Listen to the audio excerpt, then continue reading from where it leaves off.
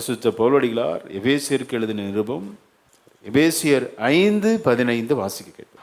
ஆனபடியினாலே நீங்கள் ஞானமற்றவர்களைப் போல நடவாமல் ஞானமுள்ளவர்களைப் போல கவனமாய் நடந்து கொள்ள பார்த்து நாட்கள் பொல்லாதவைகள் ஆனதால்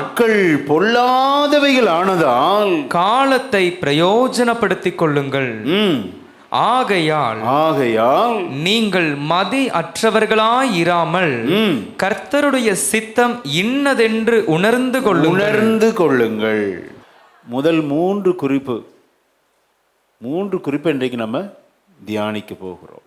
முதல் வசனம் நாம் வாசித்தோம், ஞானமற்றவர்களைப் போல நடவாமல் ஞானமுள்ளவர்களைப் போல கவனமாய் நடந்து கொள்ள பார்த்து. ஆமென். முதல் குறிப்பு கவனமான நடக்கை. நம்முடைய நடக்கை எப்படி இருக்க வேண்டும்? கவனமாக. அதான் முதல் குறிப்பு. இரண்டாவது குறிப்பு 16ஆம் வசனத்திலே காலத்தை பிரயோஜனப்படுத்தி கொள்ளுங்கள். ஹல்லேலூயா. மூன்றாவது கர்த்தருடைய சித்தம் இன்னதென்று உணர்ந்து கொள்ளுங்கள். எத்தனை பேர் கர்த்தருடைய வார்த்தையை தியானிக்க ஆயத்தமாக இருக்கிறோம்? நடக்கை நமது வாழ்க்கையில் கவனமாய் இருக்க வேண்டும். லுக், see that என்று ஆங்கிலத்தில் சொல்லப்படுகிறது. அது ஒரு கட்டளையாக சொல்லப்படுகிறது.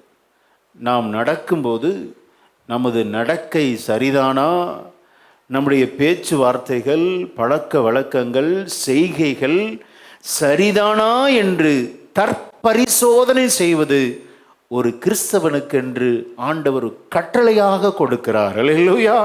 மனம் போல வாழக்கூடாது. மனசு எல்லாம் சொல்லும். மனசு சொல்றபடிலாம் வாழ முடியுமா? மனம் போல் நடக்கக்கூடாது. நம்முடைய வாழ்க்கையின் நடக்கையில் கவனம் கவனம் கவனம். ஆமென். அந்த நடக்கை தவறினால் எல்லாம் தலைகளாயிருங்க. பிரதானமாக தேவைப்படுவது ஞானம், விஸ்டம். ஹல்லேலூயா. அந்த வசனத்தை மீண்டும் வாசிங்க. ஆனபடியினாலே நீங்கள் ஞானமற்றவர்களைப் போல நடவாமல் ஞானம் உள்ளவர்களைப் போல கவனமாய் நடந்து கொள்ள பார்த்து. ஞானமற்றவர்கள் கவனம் இல்லாமல் நடக்கிறார்கள். எப்படி வாழ வேண்டும் அவங்களுக்கு தெரியாது. இஷ்டத்துக்கு வாழ்கிறார்கள். மனசும் விருப்பமும் செய்வது போல வாழ்கிறார்கள். அப்படிப்பட்ட வாழ்க்கை ஆமென் கவனமின்மையை குறிக்கிறது. அப்படி நாம் வாழக்கூடாது. ஞானம் உள்ளவர்களாய் வாழ வேண்டும். ஹல்லேலூயா. ஞானம் என்றால் என்ன? அது ரொம்ப முக்கியம். கவனிங்க, அநேக வரையறைகளை நான் சொல்ல விரும்புகிறேன். முதலாவது, ஞானத்தை புரிந்து கொள்ள சில டெஃபனிஷன் நமக்கு வேணும். அறிவு, நாலேஜ் அப்படின்னு சொல்லுவாங்க. Accumulation of facts, informations and skills. செய்திகளை தொகுத்து அறிவது தான் அறிவு. பல துணுக்குகள். சில செய்திகளை நம்ம இந்த காது உள்வாங்கி, ஓஹோ காரியம் இப்படியா இருக்கிறதோ அப்படி என்று அறிந்து கொள்வதற்கு பெயர்தான் அறிவு, நாலேஜ். படிக்காதவங்களுக்கு என்ன இருக்காது? நாலேஜ் இருக்காதுன்னு சொல்கிறாங்க. ஏன்னா அவ்வளோ அவங்க சின்ன வயசுலேருந்து படிக்கலை. சிறு வயசுலேருந்து நல்ல படித்து நல்ல பட்டம் பெற்றவர்களை நல்ல ஞானவான்கள் என்று சொல்லுகிறோம். ஏன்னா அவர்கள் சிறு வயதிலிருந்தே எல்லா புத்தகத்தையும் அவர்கள் படித்து அந்த ஒவ்வொரு பாடத்தை கற்றுக்கொண்டு அறிவிலே தேறினவர்களாக இருக்கிறார்கள்.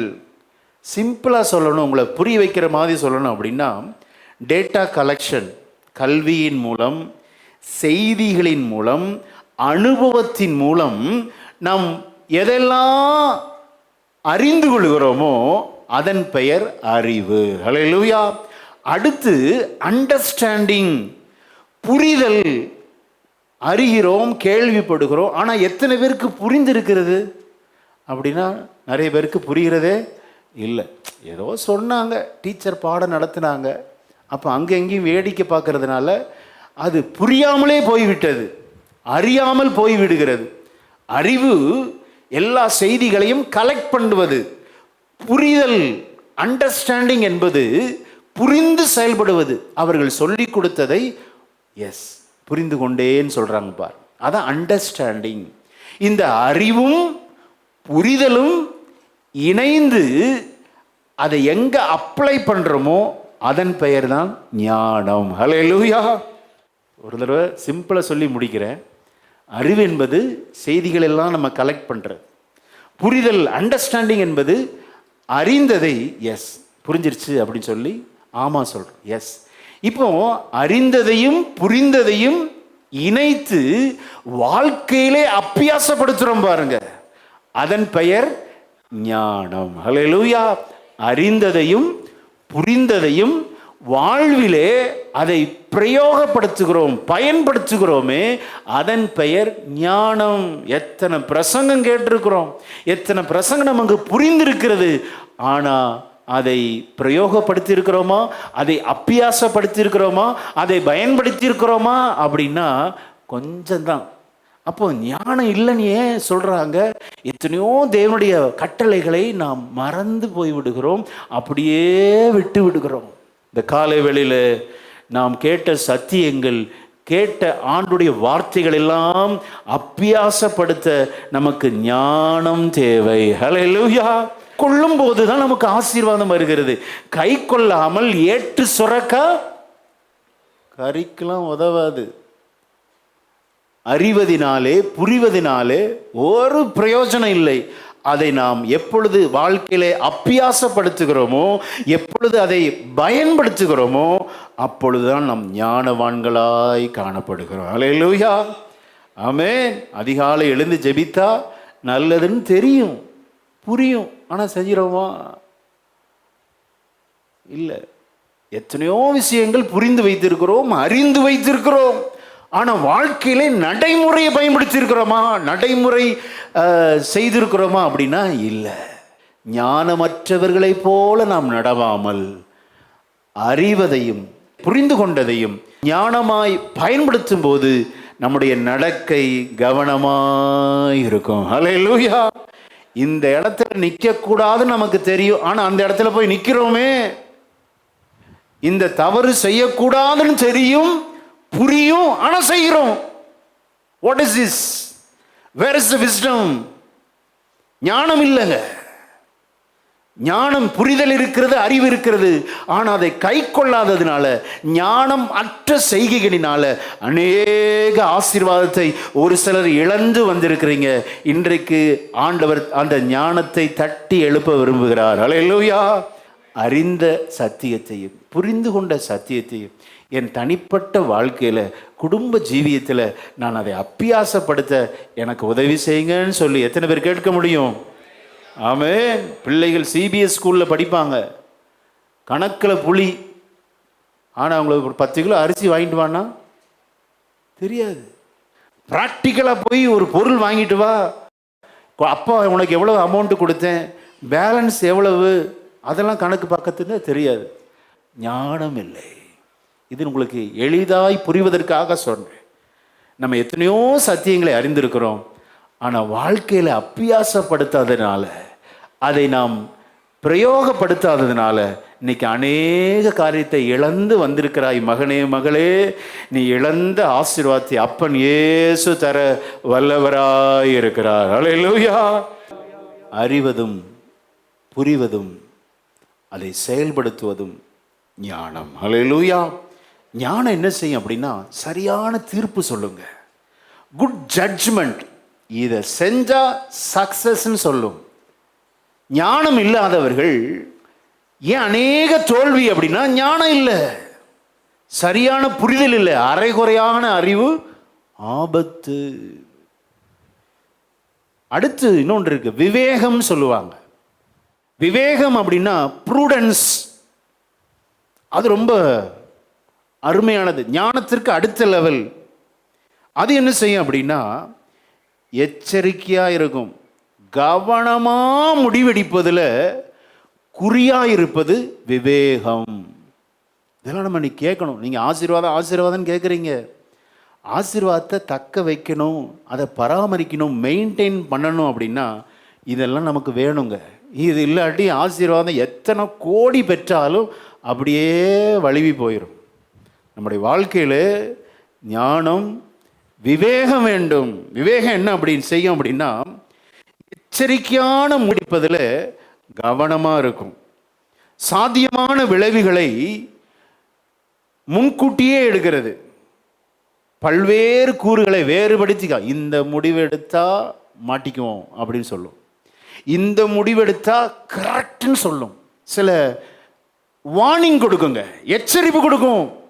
வேண்டாம், இந்த நபரோடு ஐக்கியம் வேண்டாம், சவகாசம் வேண்டாம் அப்படின்னு சொல்றது எது?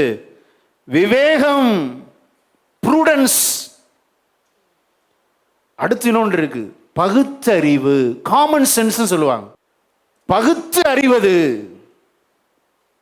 இதெல்லாம் நமக்கு ஒத்து வராது அப்படின்னு மனசுல முடிவெடுக்கிறோம் பாரு. பகுப்பாய்வு, எச்சரிப்பு.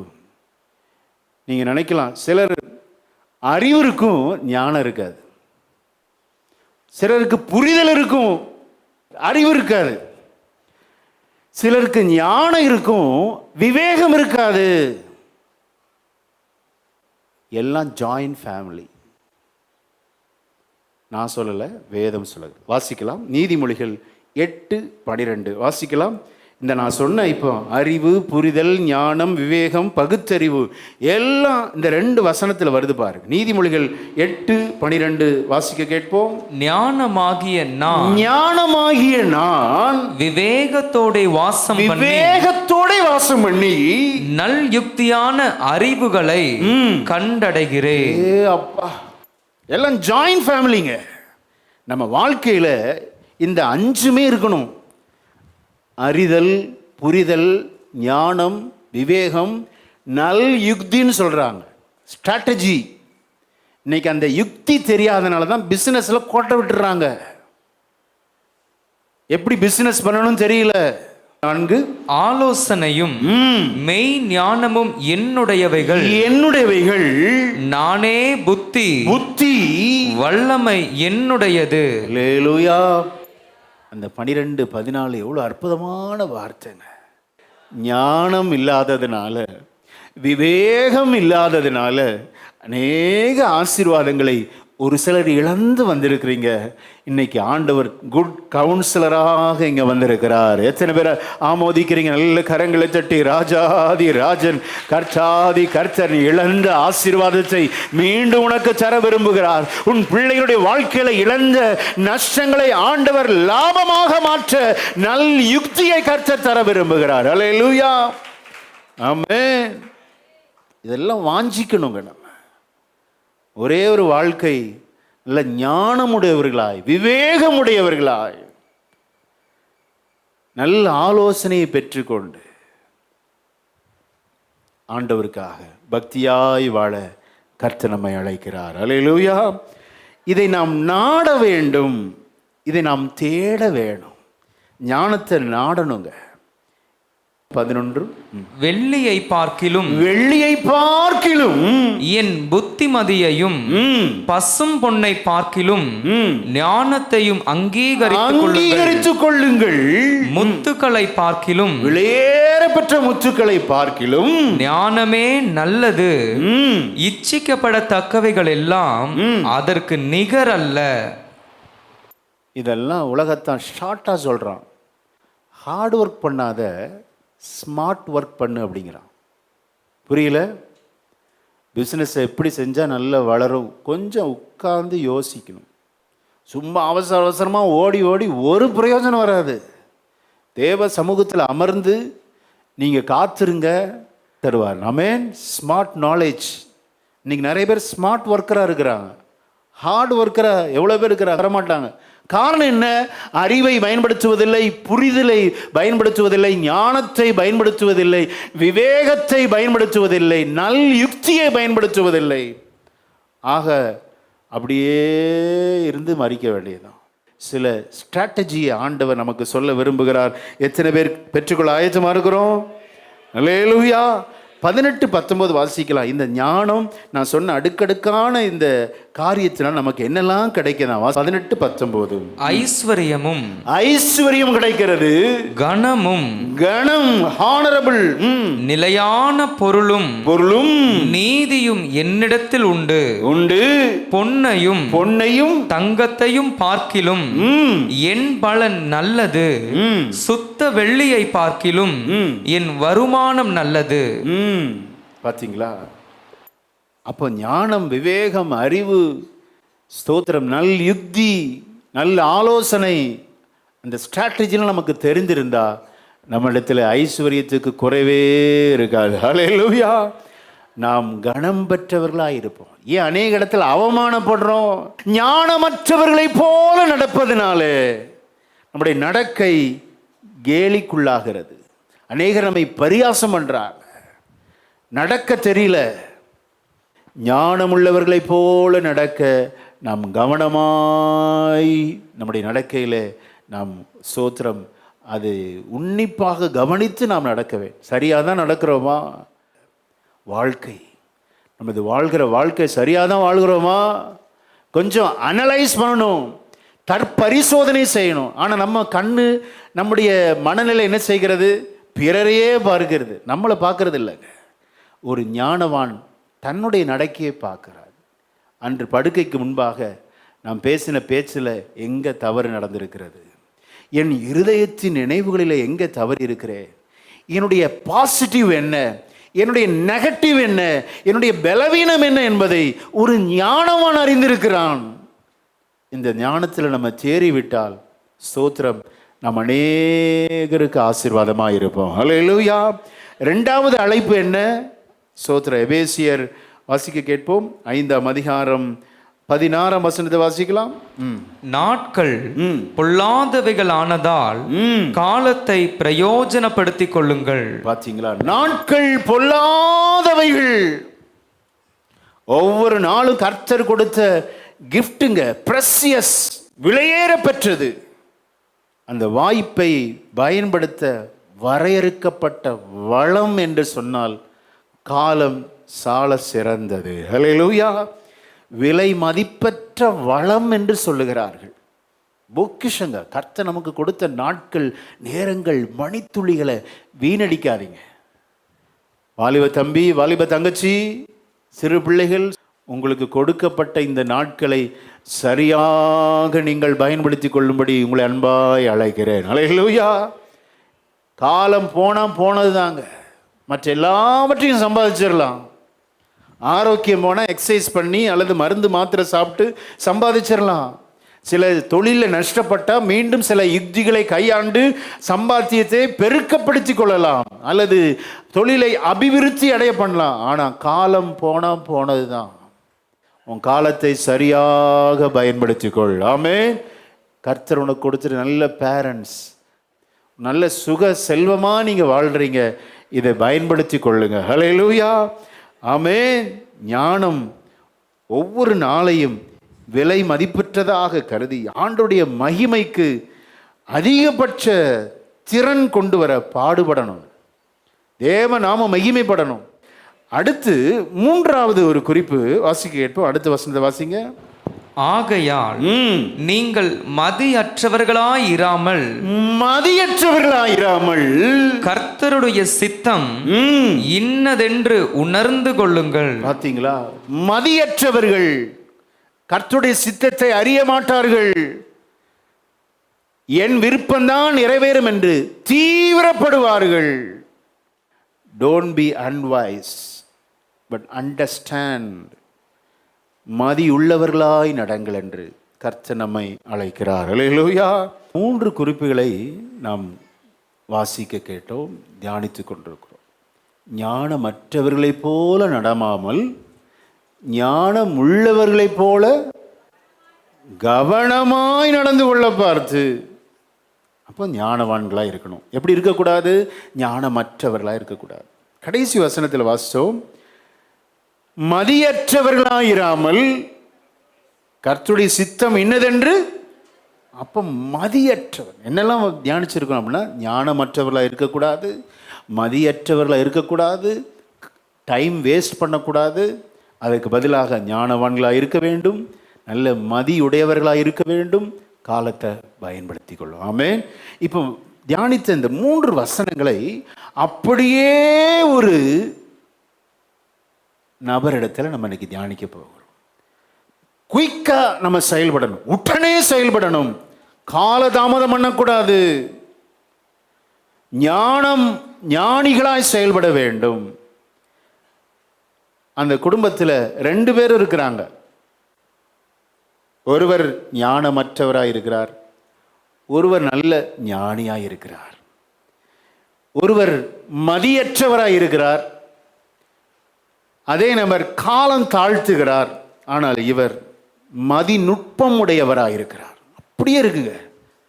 வேத வசனத்தை தியானிக்கிறப்ப நமக்கு எவ்வளோ ஞானங்கள் கிடைக்கிறது.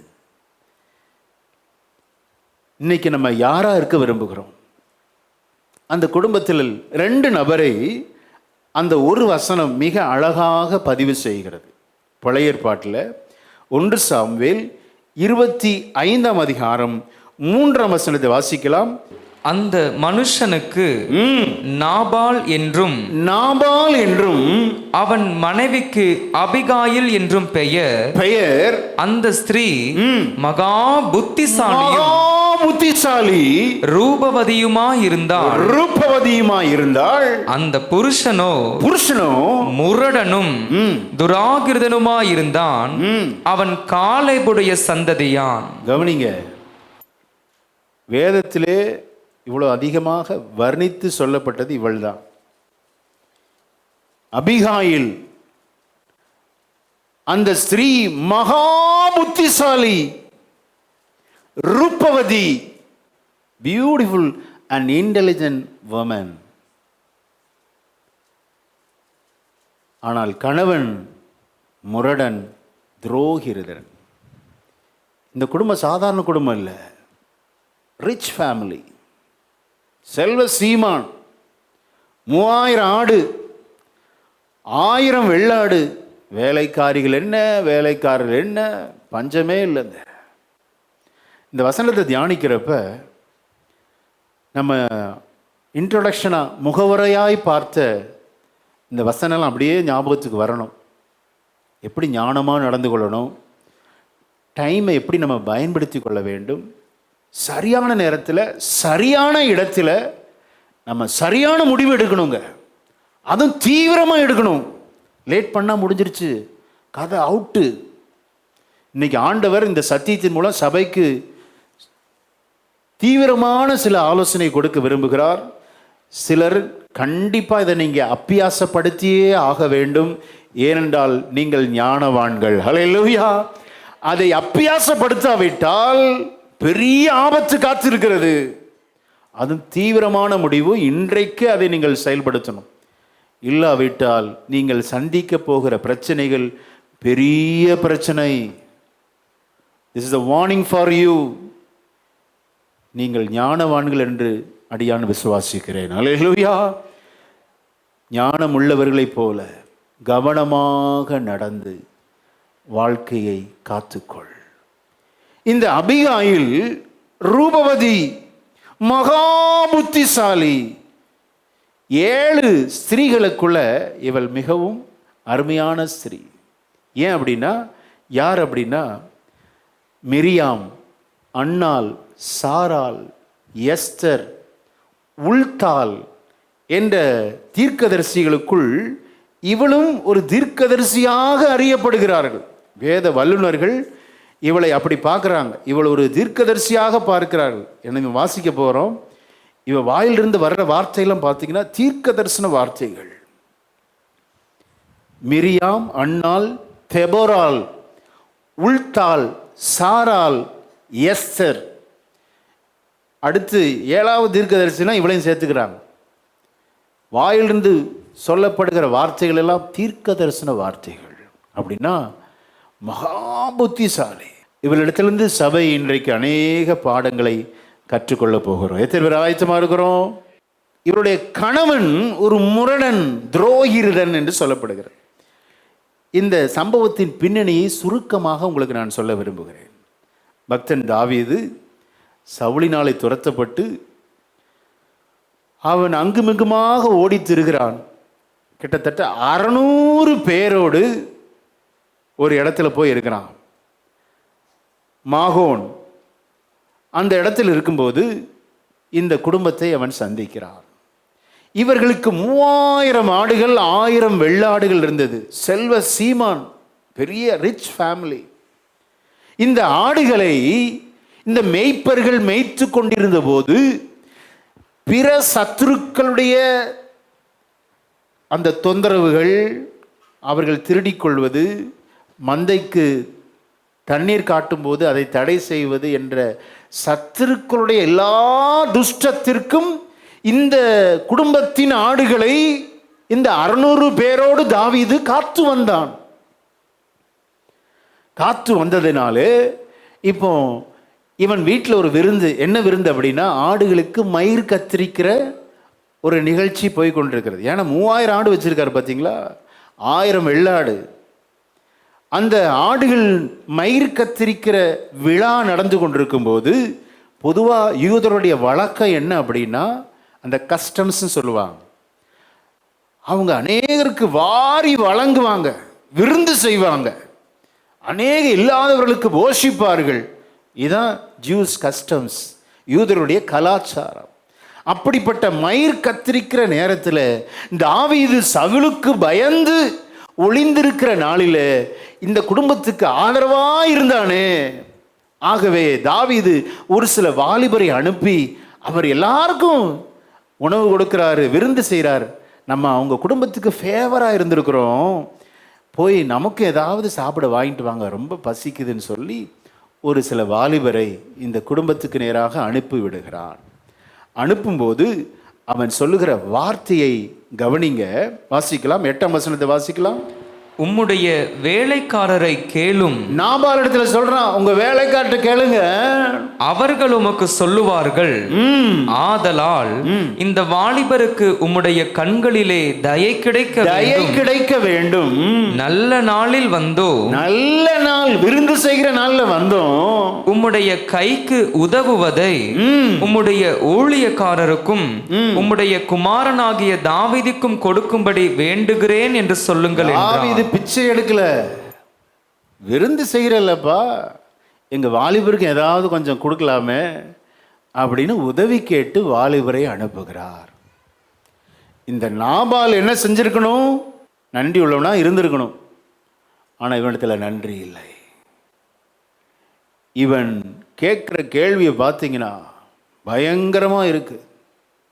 இந்த நாபால் ஒரு முரடன், துரோகிருதன். நம்ம வாழ்க்கையில் இருக்கக்கூடாத குணம், இந்த குணங்கள்லாம் இருக்கக்கூடாது.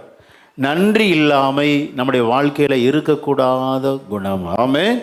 பாருங்க, இவன் அந்த வாலிபர் இடத்துல என்ன பேசுறான்? 10ஆம் வசனத்தை வாசிக்கலாம். நாபால் தாவீதின் ஊழியக்காரருக்கு பிரதியுத்தரமாக, தாவீது என்பவன் யார்? தாவீது யாருப்பா? ஈசாயின் குமாரன் யார்? யாரு? தங்கள் எஜமான்களை விட்டு ஓடி போகிற வேலைக்காரர் இந்நாளில் அநேகர் உண்டு, நிறைய பேர் இருக்கிறாங்க. அப்படி நான் என் அப்பத்தையும் என் தண்ணீரையும் என் ஆடுகளை மயிர் கத்தரிக்கிறவர்களுக்கு நான் அடித்து சமையல் பண்ணுவித்ததையும் எடுத்து என்ன இடத்தார் என்று நான் அறியாத மனுஷருக்கு கொடுப்பேனோ என்றான். எனக்கு தெரியவே தெரியாது தாவீது, அவருக்கு நான் கொடுக்கணுமா? என் தண்ணீர், என் அப்பம், என் ஆடு எடுத்து நான் கொடுக்கணுமா? எல்லாம் என் ஆடு, என் அப்பம், எல்லாம் சுயநலம், சுயத்தை மையமாக வைத்து வாழ்கிற நாபா. நமக்கு இருக்கக்கூடாத குணம் அப்படின்னா செல்ஃபிஷ், சுயநலம் இருக்கக்கூடாது. கவனிங்க, இருக்கக்கூடாத குணம் அப்படின்னா சோத்திரம், முரட்டுத்தனம், நன்றி இல்லாமை நம்முடைய வாழ்க்கையில இருக்கவே கூடாது. ஆமென். ஆகவே தான் நம்ம எபேசியர் 5:17 வாசித்தோம், மதியற்றவர்களை போல நடமாமல். மதி நுட்பம் இருக்கணும், நுண் அறிவு இருக்கணும், பகுத்தறிவு இருக்கணும், விவேகம் இருக்கணும், புரிதல் இருக்க வேண்டும். ஞானம் உள்ளவர்களைப் போல கவனமாக நடக்க வேண்டும். அல்லேலூயா. இவனுக்கு எந்த ஒரு டேட்டா வரல அப்படின்னா இவனுக்கு புரிதலே இல்லைங்க. அறிவே இல்லை. அறிவுனா என்ன சொன்னேன்?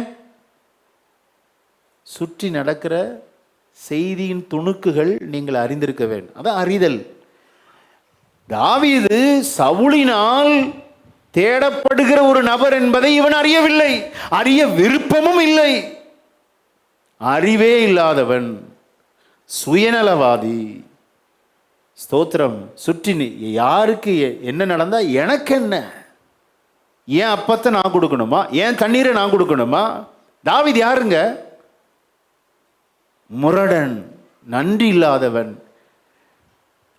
அவர் சொல்றாரு, அவங்க வேலைக்காரன் என்ன சொல்றான்?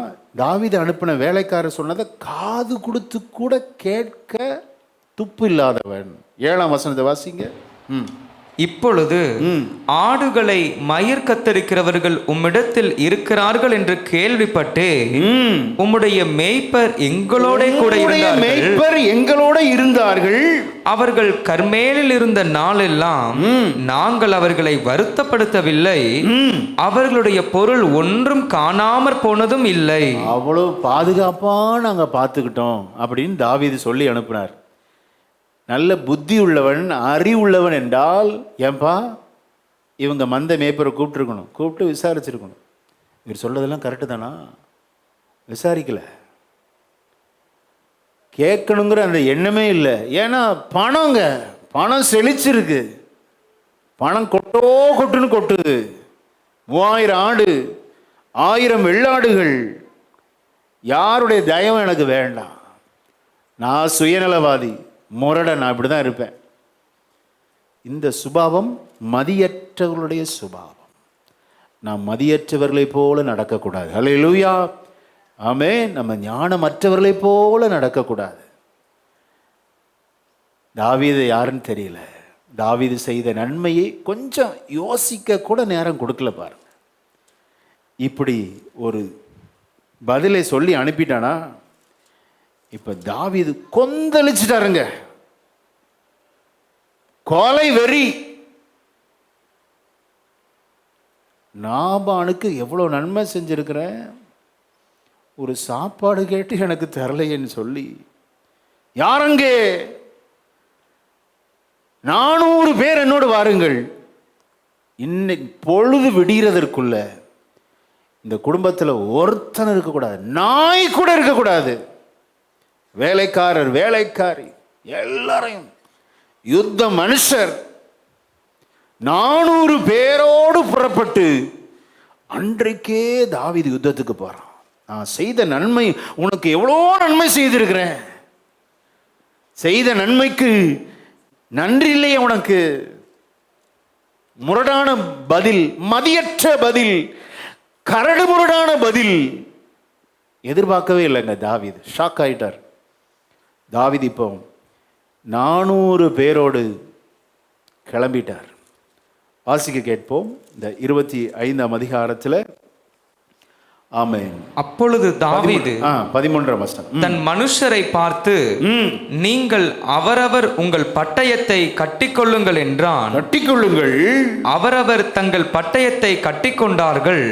தாவீதும் தன் பட்டயத்தை கட்டிக்கொண்டான். ஏறக்குறைய 400 பேர் தாவீதுக்கு பின் சென்று புறப்பட்டு போனார்கள். 200 பேர் ரஸ்துக்கள் அண்டையில் இருந்து விட்டார்கள். மொத்தம் 600 பேர். 400 பேரை கூட்டிட்டு இன்னைக்கு பொழுது விடுறதுக்குள்ள இந்த குடும்பத்தை க்ளோஸ் பண்ணிடுன்னு சொல்லி கிளம்புறார். நல்ல கவனிங்க. இப்போ தான் அபிகாயில் வருகிறார். ஆமென். அபிகாயில் மகா புத்திசாலி, மகா புத்திசாலி, இன்டெலிஜென்ட், பியூட்டிஃபுல் உமன். அதான் சொன்னேன், பியூட்டிஃபுல் உமன் அண்ட் இன்டெலிஜென்ட். ஞானம் உள்ளவங்க என்ன செய்வாங்கன்னா, எந்த காரியத்தை எப்படி செய்யணும், எந்த நேரத்தில் செய்யணும், யாரை கொண்டு செய்ய வேண்டும், எப்படி நாம் நடந்து கொள்ள வேண்டும் என்று அறிந்தவர்கள் ஞானிகள். ஹல்லேலூயா, ஆமென். லேட் பண்ணிடக்கூடாது. அதான் நான் சொன்னேன், நிற்கிறப்பவே சில காரியத்தை ஒரு சிலர் தாமதம் பண்ணி கொண்டிருக்கிறீங்க. ஆவினால் ஏவப்பட்டு சொல்லுகிறேன், சில இடத்திலிருந்து நீ அகல வேண்டும், சில இடத்திலிருந்து வெளியே வரணும். தாமதம் பண்ணாதே. சோத்திரம், தீவிரப்படு. கர்த்தர் உன் குடும்பத்தை கட்ட அவர் வல்லவராய் இருக்கிறார். அல்லேலூயா, ஆமென். நான் விசுவாசிக்கிறேன், இன்றைக்கு ஆண்டவர் சிறந்த ஆலோசகராக நம் மத்தியில் வந்திருக்கிறார். அல்லேலூயா. காலம் தாழ்த்தவில்லை. இவள் நல்ல புரிதலுடையவள், நல்ல அறிந்து வைத்திருக்கிறவள், நல்ல ஞானமுடையவள், விவேகி, பகுத்த அறிவுடையவள். ஒரு வேலைக்காரன் ஒருத்தன் வந்து சொல்றான், அம்மா அம்மா, நம்ம வீட்டு எஜமான் தாவீது அனுப்பின வேலைக்காரருக்கு இப்படி போய் பதில் சொல்லிட்டாருங்க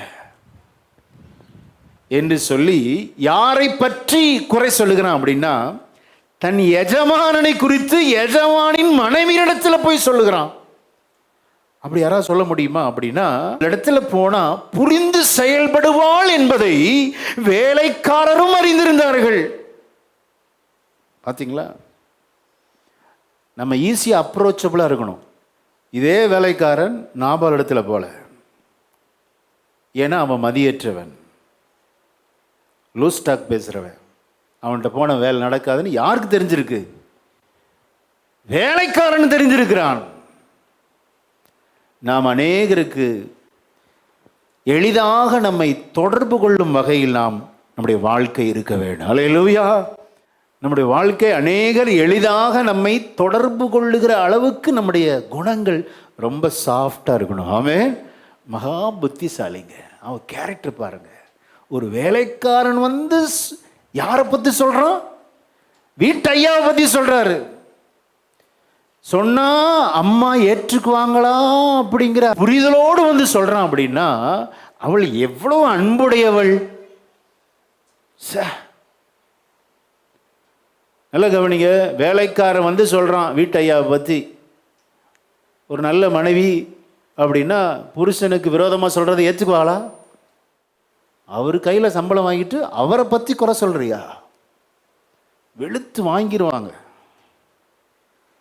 இங்கே அபிகாயிலுடைய கேரக்டரை கொஞ்சம் உன்னிப்பாக பார்த்தால், இவள், நான் அதான் சொல்லிட்டேன் ஏற்கனவே, அறிவு என்பது செய்திகளின் துணுக்குகளை கலெக்ட் பண்ணுறது. எல்லாம் கலெக்ட் பண்ணி வச்சு அதுக்கப்புறம் தான் செயல்படணும். உடனே ரியாக்ஷன் பண்ணிடக்கூடாது. நிறுத்தி நிதானமாக முடிவெடுக்கிறான். வேலைக்காரன் சொல்கிறதெல்லாம் கேட்குறான். வாசிங்க, அந்த வசனத்தை வாசிக்கலாம். 14ஆம் வசனம். அப்பொழுது வேலைக்காரரில் ஒருவன் நாபாலுடைய மனைவியாகிய அபிகாயிலை நோக்கி, இதோ நம்முடைய எஜமானுடைய சுக செய்து விசாரிக்க தாவீது வனாந்தரத்திலிருந்து ஆட்களை அனுப்பினான். அவர்கள் பேரில் அவர் சீறினார். நம்ம வீட்டையா இருக்கிறாரு, டென்ஷன் ஆயிட்டாருமா அப்படின்னு சொல்லி நடந்ததெல்லாம் சொல்றாரு. அபிகாயில் வேலைக்காரன் மேலையும் கோபப்படலை, நாபால் மேலையும் கோபப்படலை. வேலைக்காரன் பேச்சு கேட்டுட்டு போய் வீட்டுக்காரன் சண்டை போடலையோ, என்னையா நீ செஞ்சிருக்கிறீரு, என்ன தெரியுமா நடக்கும், இன்னைக்கு நம்ம சாக போறோம் அப்படின்னு வீட்டையா மேலையும் கோபப்படலையே. என்ன அருமையான சுபாவம் பாருங்க. டேட்டா கலெக்ட் பண்ணிட்டா, அறிவு உடையவள், புரிந்து கொண்டால். இவள் தாவீதை பார்த்ததில்லை, தாவீதின் வேலைக்காரர்கள் வந்து பேசும்போது பார்த்ததில்லை. ஆனால் எல்லாம் காட்சிப்படுத்தி பார்க்கிறாள். ஒரு ஃப்ளாஷ்பேக் பண்ணி பார்க்கிறா. இமேஜினேஷன், அந்த பவர் இருக்கணுங்க. புரிஞ்சிருச்சு, நாபால் தான் தப்பு பண்ணியிருக்கிறார் என்று உடனே களத்தில் இறங்கி தன்னுடைய அந்த புத்தி கூர்மையை அபிகாயில் பயன்படுத்துகிறாள். அல்லேலூயா. அவருடைய சிறந்த குணம் என்ன அப்படின்னா, கோபப்பே படமாட்டா. கோபம் படுறது என்பது என்ன அப்படின்னா, நமக்கு நாமே கொடுத்துக்கிற தண்டனை. பிறர் செஞ்ச தப்புக்கு நம்ம எதுக்குங்க கோபப்படணும்? நமக்கு நாமே கொடுத்து கொள்ளுகிற தண்டனை தான் கோபம். அது தேவையா? வைராக்கியம் வேற, இதில் கசப்பு, கோபம், பகை, இவைகளெல்லாம் நமக்கு நாமே கொடுத்து கொள்ளுகிற தண்டனை. இதனால தான் எல்லாம் பிரஷர் எல்லாம் ஏறி நிற்கிது. அபிகாயிலை போல கோபமே படாம சாந்தமா இருக்க எத்தனை பேர் விரும்புகிறோம்? அல்லேலூயா, ஆமென். சாந்த குணம் உள்ளவர்கள் பூமியை சுதந்தரிப்பார்கள். வேலைக்கார மேலையும் கோபப்படல. என்ன இப்படி நீ செஞ்சிட்டின்னு சொல்லி புருஷன்கிட்ட போய் சண்டை போடவும் இல்லை. சாந்தமுடையவள். அடுத்து வாசிங்க. இவருடைய ஒவ்வொரு காரியத்தை நம்ம தியானிக்க போகிறோம். 17ஆம் வசனத்தை வாசிங்க. இப்போதும் நீர் செய்ய வேண்டியதை கவனித்து பாரும். நம்முடைய எஜமான் மேலும் அவருடைய வீட்டார் யாவர் மேலும் நிச்சயமாய் ஒரு பொல்லாப்பு வருகிறதா இருக்கிறது, வரப்போகுது. இவரோ ஒருவரும் தம்மோட பேசக்கூடாதபடிக்கு பேலியாளின் மகனாயிருக்கிறார் என்றான். புருஷனை பத்தி புட்டு வைக்கிறார் வேலைக்காரன். ஆனா கோபப்படலைங்க. விரைவாக சிந்திக்கிறவள், யோசிக்கிறவள். நம்ம பாசிட்டிவ் மட்டும்தான் கேட்போம். யாராவது நெகட்டிவ் சொன்னால் கேட்கவே மாட்டோம். அது எனக்கு தேவையே இல்லை அப்படின்னு சொல்லி செவியை, காது என்னமோ ரெண்டும் ஓப்பனாக தான் இருக்குது, ஆனால் காது கேளாதவன் போல நாம் நடந்து கொள்ளுகிறோம். ஆண்டவர் நம்மோடு பேசுகிறார். நாம் விரைவாக சிந்திக்கணும். அந்த வசனத்தில் பாருங்க, ஒரு வேலைக்காரன் நீ எனக்கு புத்திமதி சொல்றியா, கவனிச்சு பாருங்கம்மா ப்ளீஸ் அப்படிங்கிறான். நம்ம வாசிக்க கேட்டோம் எபேசியர்ல. இவருடைய எல்லா கேரக்டரும் இந்த 3 வசனத்தில் அப்படி அடங்கியிருக்கு. எபிரேயர் 5:15 வாசிக்கலாம். ஆனபடியினாலே நீங்கள் ஞானமற்றவர்களைப் போல நடவாமல் ஞானம் உள்ளவர்களைப் போல கவனமாய் நடந்து கொள்ள பார்த்து. வேலைக்காரன் சொல்றான், கொஞ்சம் கவனிச்சு பாருங்களேன் ப்ளீஸ். லிசன் பண்ணிட்டா. இப்ப நான் சொன்னேன், இந்த விவேகம் என்ன செய்யும் அப்படின்னா, ஞானம் என்ன செய்யும் அப்படின்னா, அறிதலையும் புரிதலையும் சேர்த்து சரியான தீர்ப்பு செய்யுங்க. காலதாமதம் பண்ணாது, தீவிரமாக செயல்படுகிறாள். இன்றைக்கு ஆண்டவர் சபையாரோடு தீர்க்கமாக பேசுகிறார். நீ தீவிரமாக செயல்பட வேண்டிய காலம் இது. இன்னும் காலம் தாழ்த்தாதே. உன் பாவ வாழ்க்கையிலே வாழ்ந்து கொண்டிருக்காதே. உனக்கு ஒரு பெரிய அழிவு காத்திருக்கிறது. சபையே கேட்கிற உங்களுடைய வாழ்க்கையில சில பாவத்தை நீ விட்டு வெளியே வா. தீவிரப்படு. தீவிரப்படாவிட்டால் அந்தோ பரிதாபம். நீ இந்த முடிவு எடுக்காததுனால அநேக ஆசீர்வாதங்களை இழந்திருக்கிறாய், சுகத்தை இழந்திருக்கிறாய், சமாதானத்தை இழந்திருக்கிறாய். நீ துக்கத்தோடு என் வாழ்க்கையை முடிக்கணும். அதற்காகத்தான் இந்த எச்சரிக்கையை ஒழிய நீங்கள் அழிந்து போவது தேவ சித்தம் அல்ல. ஹல்லேலூயா. எது ஞானம் நினைக்கிறீங்க? நான் சொன்னேன், அறிவதையும் புரிவதையும் செயல்படுத்துவது ஞானம். ஆனால் வேதம் என்ன சொல்லுது? கர்த்தருக்கு பயப்படுதலே ஞானத்தின் ஆரம்பம். தி ஃபியர் ஆஃப் த லார்ட். தேவ பிரசன்னம் இருக்கிறது. நான் எங்க போனாலும் அவர் என்னை பார்க்கிறார் என்ற ஞானம் தாங்க தலை சிறந்த ஞானம். ஹல்லேலூயா. உலக ஞானம் அது வேற.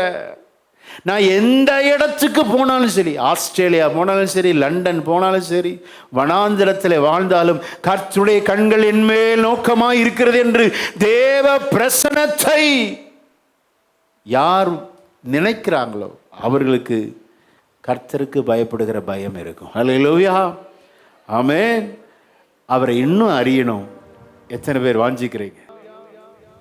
சரியான நேரத்தில் சரியான முடிவெடுப்பது ஞானம்.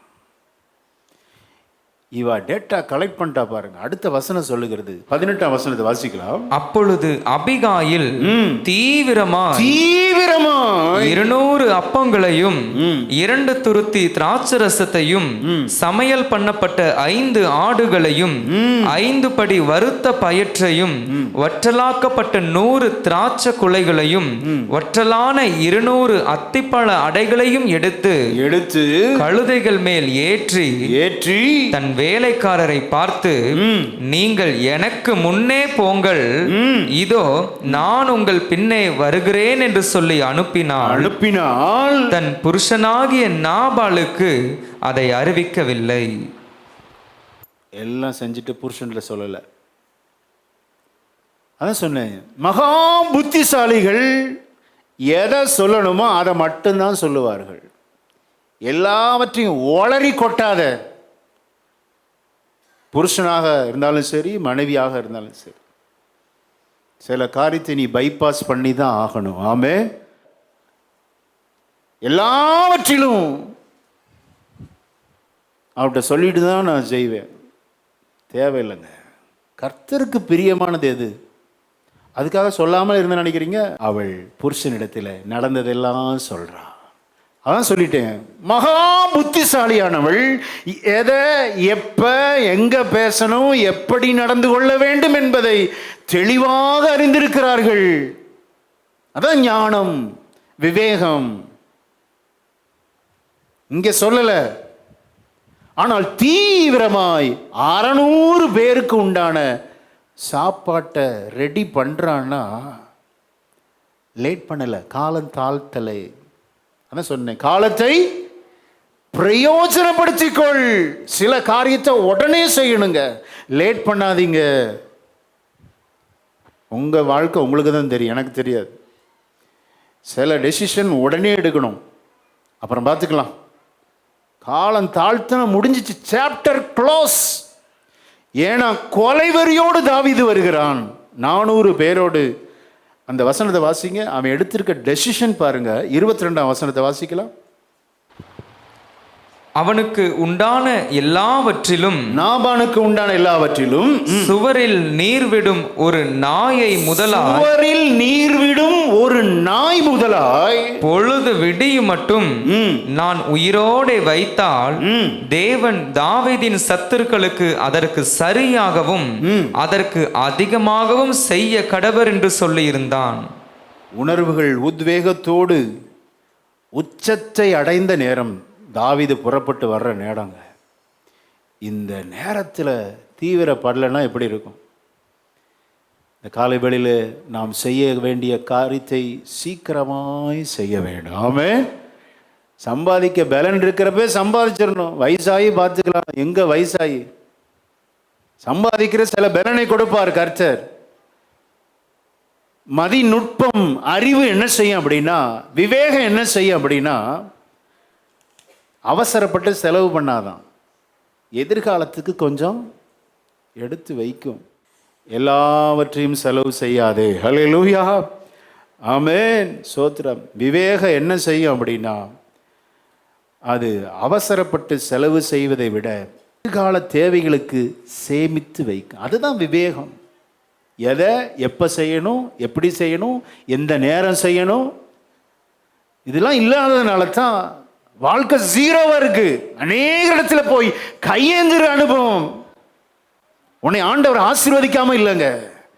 உங்களுடைய புத்தியினத்தினால, அறிவினத்தின் நிமித்தம் மதியற்றவர்களாய் நடந்து அநேக ஆசீர்வாதத்தை உன் கைகளாலே இடித்து போட்டிருக்கிறார். ரொம்ப வேதனையோடு ஆண்டவர் பேசுகிறார். இன்னும் சில அழிவுகள் வர காத்திருக்கிறது. இன்னும் காலம் தாமதம் பண்ணாது. தீவிரமாய் அபிகாயிலை போல செயல்படு. அல்லேலூயா. ஒரு பெரிய எஜமாட்டிங்க, 600 பேருக்கு இவ சாப்பாடு போடணுமா? சில காரியத்தை நம்ம எப்படி ஹேண்டில் பண்ணணும் அப்படின்னா, சில ஆபத்துகளை எப்படி ஃபேஸ் பண்ணணும் அப்படிங்கிறத அபிகாயில் நமக்கு கற்றுத்தருகிறாள். சில நல்ல உபசரிப்பு நமக்கு ரொம்ப முக்கியம். சில உபசரிப்பு சிலருடைய கோபத்தை தணிக்கும். நம்மை தாழ்த்தணும். நான் பெரிய எஜமாட்டி ஆக்கும், நான் எதுக்கு இவங்களுக்கெல்லாம் சமைச்சு போடணும்?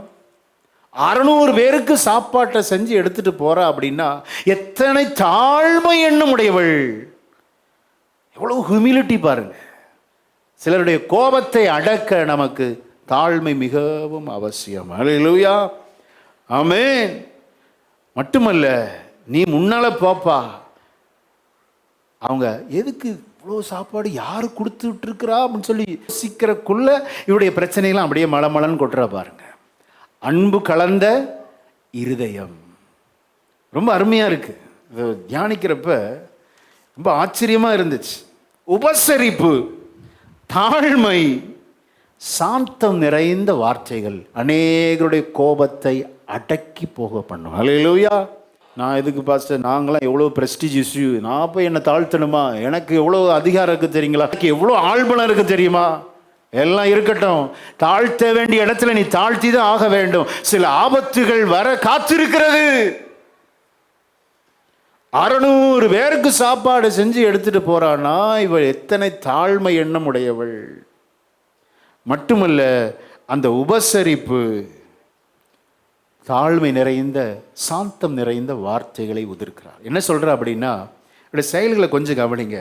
வாசிக்கலாம், 23ஆம் வசனத்தை வாசிக்கலாம். அபிகாயில் தாவீதை காண்கையில் தீவிரமாய் கழுதையை விட்டு இறங்கி தாவீதுக்கு நேராக தரையில் முகங்குப்புற விழுந்து பணிந்து அவன் பாதத்திலே விழுந்து, என் ஆண்டவனே, இந்த பாதகம் என்மேல் சுமரட்டும், உம்முடைய அடியாளுடைய வார்த்தைகளை நீர் கேட்கும் பொருட்டாக உம்முடைய அடியாள் உமது செவி பேச வேண்டும். கேட்க பேசுவத கொஞ்சம் கேளுங்களேன் அப்படிங்கிறா. வேதத்துல கிட்டத்தட்ட 7 வசனங்கள் இவள் வாயிலிருந்து உதிர்க்கிறாளுங்க. அதை பொறுமையா கேட்கணுமே. எங்க கொலை வெறியோடு வர்றான், ஒருத்தனா வர்றான், 400 பேர் வருகிறார்கள். இவர்களை ஒரு தனி ஆளா எதிர்கொண்டு போறா அப்படின்னா என்ன துணிச்சல் நினைக்கிறீங்க? அந்த துணிவு நமக்கு வேண்டும். ஞானிகளுக்கு துணிச்சல் முக்கியம், கோழையா இருக்கக்கூடாது. துணிவு ரொம்ப முக்கியம், தாழ்மை முக்கியம், அதே நேரத்தில் மன உறுதி முக்கியம். ஆமென். தன்னை அப்படியே தாழ்த்துகிறாள், சரண்டர் அடைகிறாள். உமது அடியாள் அடியாள் அடியாளுங்கிறார். சாந்தம் நிறைந்த வார்த்தைகள் கொலைவெறி பிடித்த நபரையும் அது மாற்ற அத்தனை வார்த்தைக்கு வல்லமை உண்டு. விசுவாசிக்கிறீங்களா? அல்லேலூயா. என் வாழ்க்கை இன்னும் கட்டப்படல, உன் வார்த்தையில் இன்னும் சாந்தம் இல்லை. சாந்தத்தை கேளுங்க, தாழ்மையை கேளுங்க. உங்க குடும்பம் இன்னும் கட்டப்படுங்க. பெரிய பெரிய அழிவிலிருந்து நீங்கள் பாதுகாக்கப்படுவீர்கள். அல்லேலூயா. என்ன தைரியம்! ஒரே ஒரு நபர் 400 பேரை, அதுவும் கொல்ல வருகிறவனை என்ன தைரியமா எதிர்கொள்றா அப்படின்னா, துணிச்சலை பார்த்தீங்களா? அது 400 பேர் சாதாரண ஆள் கிடையாது, வெட்டி வீழ்த்துறவன். யுத்த புருஷர்கள், கோழைகளை அல்ல, யுத்த புருஷரை ஒரு நபர் எதிர்கொள்ளுகிறாள். என்ன துணிவு! அதான் சொல்லிட்டேன் நான் ஏற்கனவே, ஞானமுடையவர்கள் அவங்க பயப்படவே மாட்டாங்க. எங்கே தாழ்த்தணும்னு அவங்களுக்கு தெரியும், எப்படி பேசணும்னு அவங்களுக்கு தெரியும். உபசரிப்பை கையில் எடுப்பார்கள், தங்களை தாழ்த்துவார்கள். மட்டுமல்ல, கோபம் உள்ளவனுக்கே அறிவுரை சொல்லுகிறாள். அதெல்லாம் ஆச்சரியமாக இருக்குங்க. இவனே வெட்டணும் வீழ்த்தணும்னு வர்றான், இப்போ தாழ்மையான வார்த்தைகளோடு, ஆமென், கொலை வெறியோடு வருகிற தாவீதுக்கு அறிவுரை கூறுகிறார் என்றால் அவள் உண்மையாகவே மகா புத்திசாலி. அதுவும் சொல்ற அதனுடைய வார்த்தையில, கர்த்தரே என்னை உம்மை சந்திக்கும்படி அனுப்பி வைத்தார். அதான் சொன்னேன், கர்த்தருக்கு பயப்படுதலே. இவருடைய இருதயத்தில் கர்த்தருக்கு பயப்படுகிற பயம் இருந்தது. கெஸ் பண்ணிட்டா, காலம் தாமதம் இல்லை, உடனடியாக சில காரியத்தை துணிந்து புருஷனுக்கு அறிவிக்காமல் எல்லாவற்றையும் எதுக்கு செய்யறா அப்படின்னா, குடும்பத்தை பாதுகாக்க. ஹல்லேலூயா. அவருடைய நோக்கமெல்லாம் என்னவென்றால், அப்படியே விட்டு விடல. இந்த மதிகட்ட புருஷனோடு வாழ்வதை விட நான் சாவதே மேல் என்று சொல்லி அவள் தன்னை ஒதுக்கி கொள்ளவில்லை. துணிவுடையவளாய், ஞானமுடையவளாய், புத்தியுடையவளாய், உபசரிப்பு உடையவளாய், அன்பு கலந்த வார்த்தைகளோடு, சாந்தமுள்ள வார்த்தைகளோடு, ஞானத்தோடு செயல்பட்டால். விசேஷமாக தாவீதுக்கே ஆலோசனை சொல்றா அப்படின்னா, what a wonderful character. நம்ம வாழ்க்கையில் இதெல்லாம் நம்ம அபியாசப்படுத்தணுங்க. நீங்களும் உங்கள் குடும்பமும் பாதுகாக்கப்படுவீர்கள். விசுவாசிக்கிறீங்களா? நீங்களும் உங்கள் குடும்பமும் ஆசீர்வதிக்கப்படுவீர்கள். ஓ, கர்த்தருக்கு பயப்படுகிற பயம் உங்கள் இருதயத்தில் இப்பொழுது ஆண்டவர் உருவாக்கி கொண்டிருக்கிறார். தேவனுடைய பிரசன்னம் உங்களுக்குள்ளே இருக்கிறது. ஓ, நீங்கள் நடக்க வேண்டிய வழியை உங்களுக்கு காட்டுகிற தேவன். ஓ, நீ எப்படி பேச வேண்டும் என்று கர்த்தர் உனக்கு ஞானத்தை தருவார், விவேகத்தை தருவார், நல் யுக்தியை தருவார். அவரே உனக்கு துணையா இருப்பாராக. தேவை ஆண்டவரிடத்தில் நாம் கேட்கணும். என்ன கேட்கணும்? Guide me Lord, council me. இவருடைய வார்த்தை முழுவதும் கர்த்தர் கர்த்தர் கர்த்தர். இப்போதும் என் ஆண்டவனே, நீர் ரத்தம் சிந்த வரவும் உம்முடைய கை நீதியை சரிகட்டவும் கர்த்தர் உமக்கு இடம் கொடுக்கவில்லை என்பதை இடம் கொடுக்கல. கர்த்தருடைய ஜீவனை கொண்டும் உம்முடைய ஜீவனை கொண்டும் சொல்லுகிறேன். இப்போதும் உம்முடைய சத்துருக்களும் என் ஆண்டவனுக்கு விரோதமாக பொல்லாப்பு தேடுகிறவர்களும் நாபாலை போல ஆக கடவர்கள். 28ஆம் வசனம். உமது அடியாளின் பாதகத்தை மன்னியும். கவனிங்க, யார் மேல பழி போடுறா? என் புருஷன் அப்படி பேசிட்டாரு, அவரை மன்னிங்கன்னு சொல்லல. சில வேதாகம வல்லுநர் சொல்றாங்க, அபிகாயில் கிறிஸ்துவுக்கு நிழலாய் இருக்கிறாள். கிறிஸ்து கழுதையின் மேல் ஏறி வந்தார். கிறிஸ்து இன்றைக்கும் மத்தியஸ்தராக இருந்து, நம்ம எவ்வளோ முரட்டு குணம் நம்மகிட்ட இருக்கு, அநேக விஷயத்தை நமக்கு உண்மை இல்லை, நமக்கு வர இருந்த பழிகளை தண்டனைகளை அவரே சிலுவையில் ஏற்றுக்கொண்டார். அல்லேலூயா, ஆமென். நம்முடைய பழிகளை அவர் செய்த தண்டனையாகவே ஏற்றுக்கொண்டு, நம்முடைய பாதகத்தின் நிமித்தம், நம்முடைய குற்றங்களின் நிமித்தம் அவர் அடிக்கப்பட்டார், வாதிக்கப்பட்டார். அபிகாயில் நாபாலின் அந்த பழியை தன்மேல் போட்டுக்கொண்டு, நீர் வந்து எங்க வீட்டை அழிக்கிறதுனால உங்க கை கரப்பற்றும் வேண்டாம். எவ்வளவு சாந்தமா, அவன் கோபத்தை மாத்திரமல்ல, அவனோடு வந்திருக்கிற 400 பேருடைய யுத்த புருஷர்களுடைய கோபத்தையும் அப்படியே சாந்தமான வார்த்தையினால் அடக்குகிறார் என்றால், அடக்கினால் எத்தனை தாழ்மையான விண்ணப்பம். தேவன் தாவீதுக்கு கொடுத்த வாக்குத்தத்தத்தை நினைவுபடுத்துகிறாள். 30ஆம் வசனத்தை வாசிக்கலாம். கர்த்தர் உம்மை குறித்து சொன்ன நன்மையின்படி எல்லாம் இனி என் ஆண்டவனுக்கு செய்து, என் ஆண்டவனாகிய தாவீதுக்கு நடக்கும். இஸ்ரவேலுக்கு அதிபதியாக உம்மை நியமிக்கும் போது நீர் விருதாவாய் ரத்தம் சிந்தாமலும் என் ஆண்டவனாகிய நீர் பழி வாங்காமலும் இருந்ததுண்டானால், அப்பொழுது என் ஆண்டவனாகிய உமக்கு துக்கமும் இராது, மன இடரலும் இராது. கர்த்தர் என் ஆண்டவனுக்கு நன்மை செய்யும் போது உம்முடைய அடியாளை நினைப்பீராக என்றாள். இதே வீட்டில் தான் நாபால் இருக்கு. நாபாலுக்கு தாவீது யாருன்னே தெரியல. ஆனால் மனைவி டேட்டா கலெக்டர் பாரு. நெக்ஸ்ட் ராஜா யாரு தான்? நீங்க தான் தாவீது. என்ன ப்ராஃபஸி சொல்றா! மகா புத்திசாலி. இவளிடத்தில் அறிதல் இருந்தது, புரிதல் இருந்தது, ஞானம் இருந்தது, விவேகம் இருந்தது. நாபாலுக்கு தாவீதை பற்றி 1% கூட தெரியல. சுயநலவாதி. இவள் ஆவிக்குரியவள், மகா புத்திசாலி. எல்லாம் அறிந்திருந்தால் தாவீதை சவுல் துரத்தி கொண்டிருக்கிறான். ஆனால் சவுலுக்கு ராஜ்யபாரம் கிடைக்காது. ஓ, இனி உம்மை கர்த்தர் நியமிக்கும் போது, ஹல்லேலூயா, ப்ராஃபஸி சொல்றா பாருங்க. எதிர்காலத்தை குறித்து சகலமும் அறிந்திருந்தான். தன்னை தாழ்த்துகிறான். அடியாள் அடியான்னு சொல்லி தாழ்த்தி அவன் கேரக்டரே மாற்றிட்டா பாருங்க. இப்ப தாவீது கோபமாக வந்து தாவீது அபிகாயிலை பிளஸ் பண்றார். Wonderful word. அந்த வசனத்தை வாசிங்க. 33ஆம் வசனத்தை வாசிக்கலாம். நீ சொல்லிய யோசனை சொல்றாங்க. கொல்ல வர்றவனுக்கு யோசனை சொல்லிட்டா, அறிவுரை சொல்லிட்டா. ஆசீர்வதிக்கப்படுவதாக நான் ரத்தம் சிந்த வராதபடிக்கும் என் கையே பழிவாங்காதபடிக்கும் நீ இன்றைய தினம் எனக்கு தடை பண்ணினபடியினால் நீயும் ஆசீர்வதிக்கப்படுவாயாக. நீ ஆசீர்வாத, you will be blessed. எப்படி பாத்தீங்களா? மகா புத்திசாலியானவர்கள் பிறருக்கு ஆசீர்வாதமாய் இருப்பார்கள். ஆமென். சொந்த வீடும் காப்பாற்றப்பட்டது. தாவீதினுடைய கைகள் இரத்தக்கரையாகாமலும் பாதுகாத்தாள் என்றால் மத்தியஸ்தராய் இருந்து செயல்படுவதில் எத்தனை தீவிரம் பாருங்க. இப்படிப்பட்ட நல்ல சுபாவங்கள் எனக்கு வேணும்னு எத்தனை பேர் சொல்ல முடியும்? அல்லேலூயா. சமாதானம் பண்ணுங்க. சில பிரச்சனை பெருசாக வரப்போகுதா, அங்கே போய் மத்தியஸ்தராக இருந்து சில காரியங்கள் அடங்குவதற்கு முயற்சி எடுங்கள். நீங்கள் தேவனுடைய புத்திரர் எண்ணப்படுவீர்கள். You will be blessed. நீ ஆசீர்வதிக்கப்பட்டவன். எது ஆசீர்வாதம்? அது அப்படியே அமர்ந்து போய்விட வேண்டும்.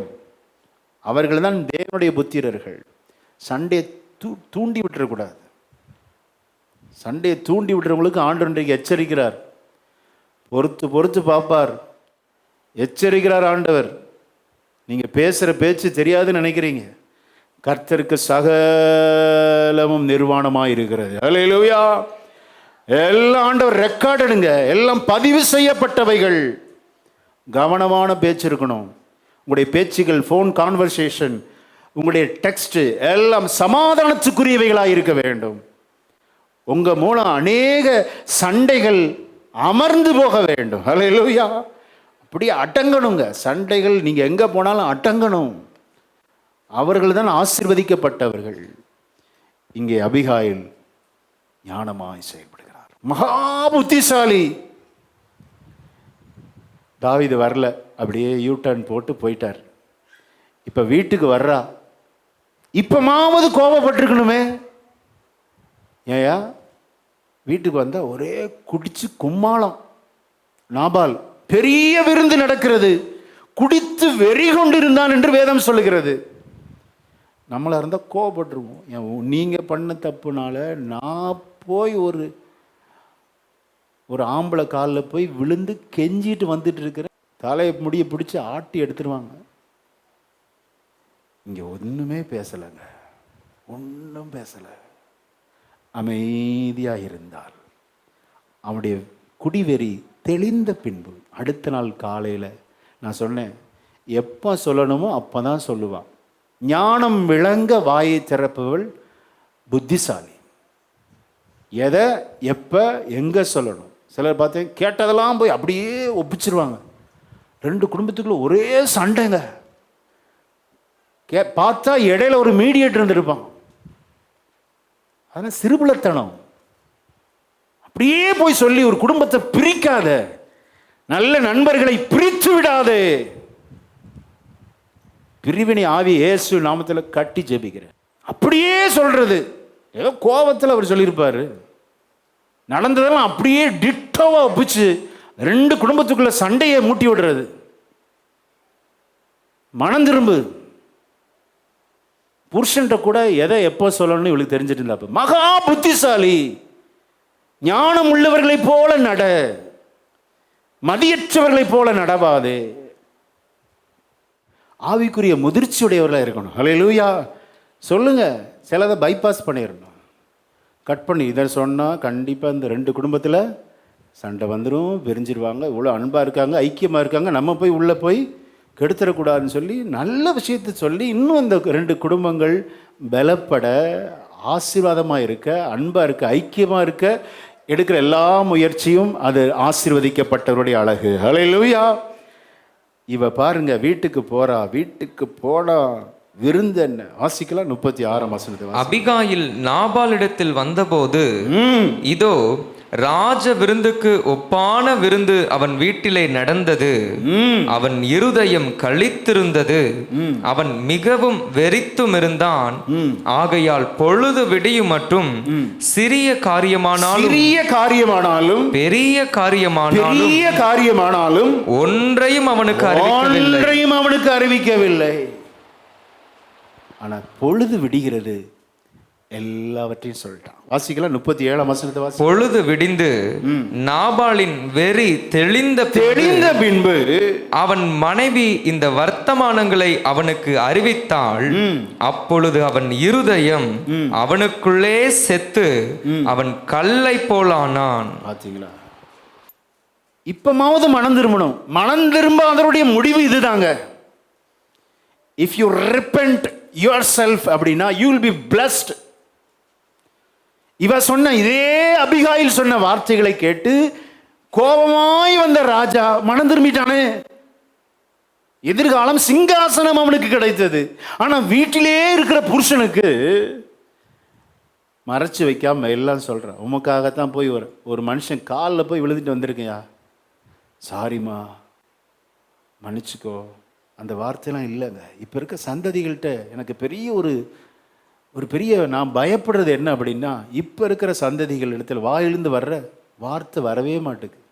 சாரி, மனம் திரும்பி அழுகிறது இப்போ பார்க்கவே முடியலங்க. இன்றைக்கு இருக்க சந்ததிகள்கிட்ட இல்லாத குணம் அதுதான், மனம் திரும்புதல் இல்லைங்க. ஐயோ தப்பு பண்ணிட்டோமே, நம்மளை கையங்களவும் பிடிச்சிட்டாங்களே, பழிய போடுறது. அவன் மண்ணனால தான், இவன் மண்ணனால தான், அவ தான் தப்பு செஞ்சா, அந்த சாரு பொய் சொல்றாங்க, பழியெல்லாம் தூக்கி மற்றவங்க மேல போடுறது. மனம் திரும்பாத இருதயம் கடினமான இருதயம். செத்து அப்படியே குழி தோண்டி புதைச்சிட்டாங்க. ஆனா இதே அபிகாயில் ஞானமாய் சொன்ன வார்த்தை நிமித்தம் கோபமாய் இருந்த தாவீது ஏற்றுக்கொண்டான். பார்த்தீங்களா, குடும்பம் காக்கப்பட்டது, அவனுக்கு சிங்காசனம் கிடைத்தது. அப்பா, எவ்வளோ ஒரே ஒரு நிகழ்வுக்குள்ள எத்தனை சத்தியங்கள் பொக்கிஷங்கள் அடங்கி இருக்கிறது. சிறு பிள்ளைய போல தேவ சமூகத்தில் நாம் நம்மை தாழ்த்த வேண்டும். ஹல்லேலூயா. மனம் திரும்பல, ஆண்டவர் அவனை அடித்தார், அவன் இறந்தான். Chapter close. மகா புத்திசாலி தாவீதுக்கு இரண்டாவது மனைவி ஆனாள். அவங்க பையன் பேர் தானியேல். கர்த்தர் அடித்தார், கர்த்தரே செயல்பட்டார். இவ சொன்னதெல்லாம் அப்படியே நடந்துச்சுங்க. கர்த்தர் யுத்தத்தை பண்ணுவார், நீங்க வேண்டாம், உங்க கை கரப்பட வேண்டாம், அவரே பார்த்துக்குவார். இன்னைக்கு ஆண்டவர் யாரோடு பேசுறான்னு தெரியல. சில பழிக்கு பழி வாங்குவதை இன்றோடு நிறுத்திவிடு, உன் கை நீட்டாதே, கர்த்தருடைய கையை நீட்ட நீ அனுமதி கொடு. கர்த்தரே யுத்தத்தை பண்ணுகிறவர். அல்லேலூயா. நீ செயல்பட்டு உன் கை கரைபடுவதற்கு பதிலாக கர்த்தரே செயல்படுவாருங்க. இவ சொன்ன எல்லா தீர்க்க தரிசனம் அப்படியே நடந்தது. இந்த ஞானம் எனக்கு வேணும். எத்தனை பேர் சொல்ல முடியும்? ஆமென். புருஷனை மதிக்காதவ இல்லை, புருஷனை மதிச்சனால தான் எல்லாம் டீட்டெயில்டாக சொல்கிற. அடுத்த நாள் காலையில் அவர் குடிச்சிருக்கப்போ ஒன்றும் சொன்னால் புரியாதுன்னு சொல்லி எவ்வளோ பொறுமையாக நிதானமாக தன்னுடைய காரியங்களை நடப்பிக்கிறா பாருங்க. இப்படிப்பட்ட மகா புத்திசாலியாக இருப்போம். நம்முடைய குடும்பம் பாதுகாக்கப்படும். விசுவாசிக்கிறீங்களா? அல்லேலூயா. பெரிய அழிவிலிருந்து கர்த்தர் நம்மை தப்புவிப்பார். உங்களை நல்ல பிதாவே, இந்த அருமையான ஆசீர்வதிக்கப்பட்ட காலை வேளைக்காக ஜெபிக்கிறோம். எபேசியருக்கு எழுதின நிருபத்தில் சொன்ன பவுலடிகள் அவருடைய ஆலோசனைப்படி அப்பா, நாங்கள் அநேக விஷயத்தில் ஞானமற்றவர்களைப் போல நடந்ததுனால எத்தனையோ இழப்புகள், ஏமாற்றங்கள், பரியாசங்கள், எங்களை ஒரு விஷயம் மன்னியும் ஆண்டவர். நீ கொடுத்த நல்ல ஆலோசனை நாங்கள் ஏற்றுக்கொள்கிறோம். எங்களுக்கு கொடுக்கப்பட்ட காலத்தை நாங்கள் பிரயோஜனப்படுத்தி கொள்ளணும்ப்பா. கர்த்தருடைய சித்தம் இன்னதென்பதை அறிந்து தீவிரமாய் அபிகாயிலை போல நாங்கள் செயல்பட நல்ல குணாதிசயங்களை எங்களுக்குள்ள வளர்த்து கொள்ள எங்களுக்கு உதவி செய்யுங்கப்பா. நாபால் கடைசியில் மனம் திரும்பாததுனால அவன் அழிவுக்கு நேராய் போனான். மனம் திரும்பின தாவீது ராஜா சிங்காசனத்துக்கு நேராய் போனான். அப்பா, இந்த வார்த்தைகள் எல்லாம் எங்களுக்கு நீர் கற்றுக் கொடுத்த தயவுக்காக கோடி நன்றி செலுத்துகிறோம். இயேசுவின் நாமத்தில் ஜெபிக்கிறோம் நல்ல பிதாவே, ஆமென்.